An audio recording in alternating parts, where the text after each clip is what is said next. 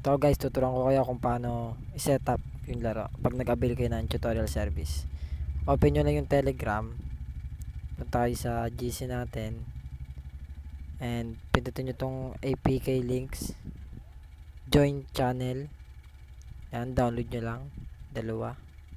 Tapos, pindutin nyo yung tatlong tuldok. Ito, tatlong tuldok. Tapos, save to downloads. Ito rin yung isa, save to downloads nyo din. Pag natapos nyo na i-save yung dalawa, pindutin nyo naman tong downloads, tapos click nyo yung link. Meron na ako, so install nyo na lang. Pag na-install nyo na, balik kayo sa Telegram, sa GC natin, pindutin ang PlayStation 2 games links. Join channel. Dito kayo pipili ng mga games guys. Ayan, ang daming pamimilian dyan. Pili lang kayo. Sample tayo. Kuha tayo ng laro. Ito, hanap tayo sa taas.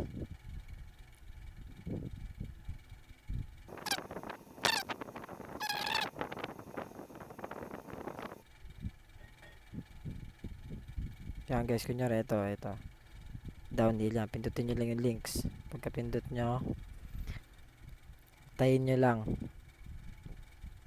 Loading lang yan. Ayan, antayin nyo lang yung loading na yan. Antayin nyo loading. Tayin nyo lang yan. Tapos download. Pag napunta kayo sa iba, kunyari yan, napunta kayo sa iba yung pangalan. Cancel nyo lang, back nyo lang. Back nyo lang. Tapos pindutin nyo ulit yung links. Tapos antayin nyo lang. Antayin lang yan.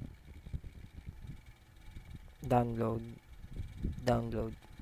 Tapos lalabas yung may lalabas dyan na parang confirmation na yan. Dapat katulad ng pangalan. Download nyo lang. Yun, downloading na siya. Ano nyo naman yan, monitor nyo sa notification nyo. Ayan, monitor nyo yan dyan. Ayan, download manager, ayun, no. Pagtapos na i-download, open nyo yung sa archiver, download, Telegram, install nyo to. Install nyo lang yan. Install nyo lang yan. Pagka-install, balik kayo ng isa. Create kayo ng folder. Pangalanan nyo ng PlayStation. Pagkatapos nyan, balik kayo sa download. Hanapin yung dinaload yung laro. To, Downhill Domination. Click nyo lang. Extract here. Santayin nyo lang matapos. Ayan.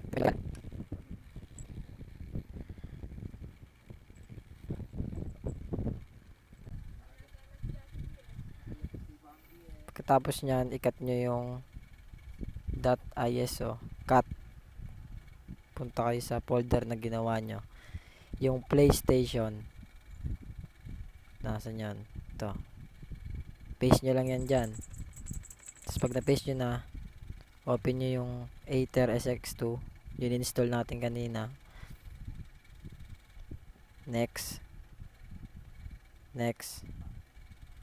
Pag yung cellphone nyo, mid-range to high range, optimal. Kapag low end, ito yung fast. Mid-range naman tong cellphone ko kaya optimal tayo.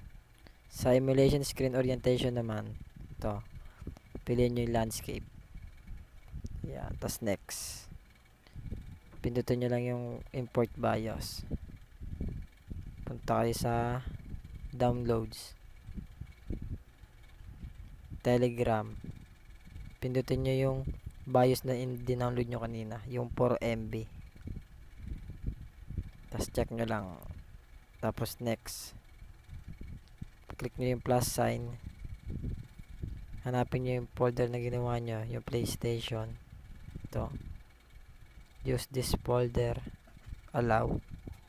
Tapos next. Tapos finish. Yan, okay na yan. Pag mag-add kayo ng games, punta lang kayo sa archiver.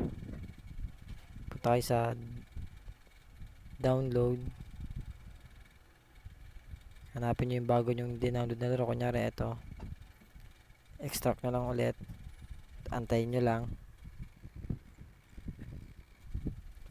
tapos cut nyo ulit to yung .bin o kaya .iso.